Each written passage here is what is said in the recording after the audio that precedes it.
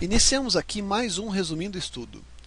E nesta agenda, iniciamos um tópico fundamental na sua formação.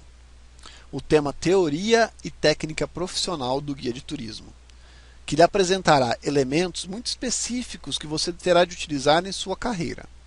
É importante atentar aos detalhes que lhe foram indicados no material e nunca deixar de se aprofundar no tema. Vamos dar uma olhada então no que foi tratado nesta agenda. Existem três categorias fundamentais de atuação do guia de turismo. Elas são definidas principalmente quanto às responsabilidades dos guias e também em relação à abrangência de atuação, ou seja, em que locais lhe será permitido atuar. Vale lembrar que cada categoria profissional requer uma formação específica. O guia regional é aquele encarregado de fazer o atendimento receptivo, ou seja, acompanhar os grupos dentro de uma localidade. É importante ressaltar que a obrigatoriedade da presença do guia receptivo ainda é um tema controverso, sendo que alguns estados e municípios possuem legislação própria a respeito disso, sendo fundamental verificar sempre antes com a prefeitura da localidade quando se está organizando uma viagem. O guia de excursão nacional acompanha grupos desde seu ponto de partida e pode atuar em todo o território nacional e também nos países da América do Sul. Para desenvolver trabalhos em países que não são os sul-americanos, como Estados Unidos, Espanha, China, Austrália, entre outros, é obrigatório possuir a categoria de guia internacional, que como exigência principal tem a proeficiência em uma língua estrangeira. O guia de turismo, normalmente em uma viagem, pode assumir duas funções primordiais. O de coordenador de viagem, que é a pessoa responsável de fato pelo grupo, e é ele quem resolve questões burocráticas, como contato com hotéis durante as viagens, e define ou altera roteiros de acordo com as necessidades. Em geral, também é o encarregado de desenvolver explicações sobre os atrativos. O guia auxiliar normalmente dá suporte ao coordenador de viagem. Ele é utilizado com frequência para grupos muito grandes, a partir de 20 pessoas. Ele tem como responsabilidades auxiliar a condução do grupo e também apresentar atrativos. Em geral, o guia auxiliar não exerce as funções burocráticas da viagem.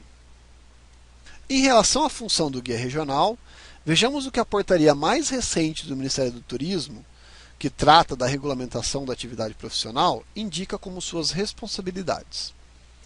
Atividades compreendem a recepção, o traslado, o acompanhamento, a prestação de informações e a assistência a turistas em itinerários ou roteiros locais ou intermunicipais de uma determinada unidade da federação para visita a seus atrativos. É importante frisar que o guia regional somente pode atuar no estado onde solicitou a sua credencial.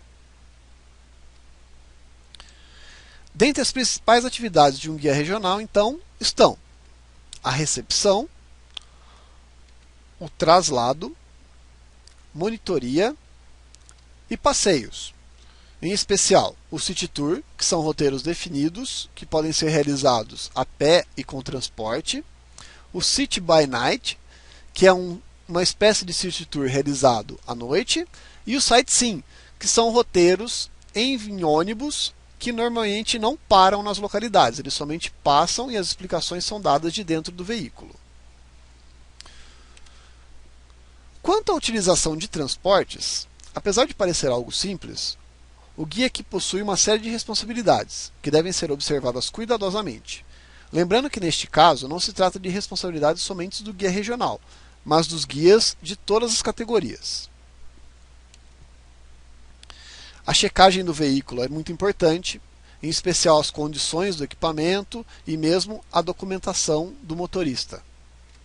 Os procedimentos de embarque e desembarque, como acomodação de bagagens do bagageiro, checagem de lista de presentes, enfim, todos os procedimentos para que se possa fazer a adequada acomodação dos turistas.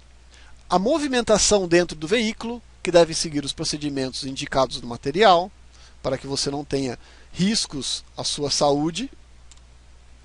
Os recados e o speech que você deve dar durante a movimentação do ônibus, sempre lembrando, pensar os momentos adequados para se fazer essas interferências, e as paradas técnicas, que devem ser estudadas. Os postos, restaurantes, o que for ser utilizado no caminho da viagem deve sempre ser programados anteriormente. Encerramos aqui o resumindo estudo de teoria e técnica profissional do guia de turismo, lembrando que esta é a primeira parte de 3. Continuaremos então na sequência na próxima agenda.